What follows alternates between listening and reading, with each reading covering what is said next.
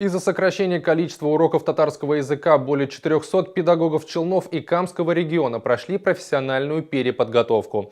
Курсы были организованы в НГПУ. Учителям предложили 13 специальностей. Челнинские преподаватели в основном выбрали такие направления, как начальные классы, математика, труд и рисование.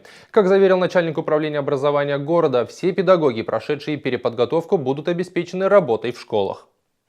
О сокращении количества часов татарского языка и литературы стало известно еще осенью прошлого года. Чтобы обеспечить учителей работой, было решено их переобучить. Курсы профессиональной переподготовки проходили с декабря по май. И вот сегодня 198 педагогов Челнов и более 200 Камского региона получают дипломы. Нам учителя тут очень понравились, получили хорошие знания, показывали хорошие открытые уроки, рисовали. По технологии шили. Я буду преподавать технологию, прошла переподготовку, и вот мне дали 12 часов в школе.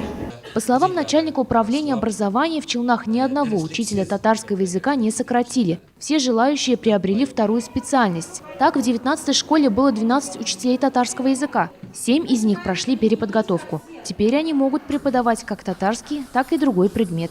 Они нужны для нашего города, это квалифицированные учителя. Они первый диплом имели такие же специальности. Когда вводили татарский язык, они прошли переподготовку на татарский язык. И сегодня они возвращаются по первому диплому, получили диплом об образовании соответствующего профиля.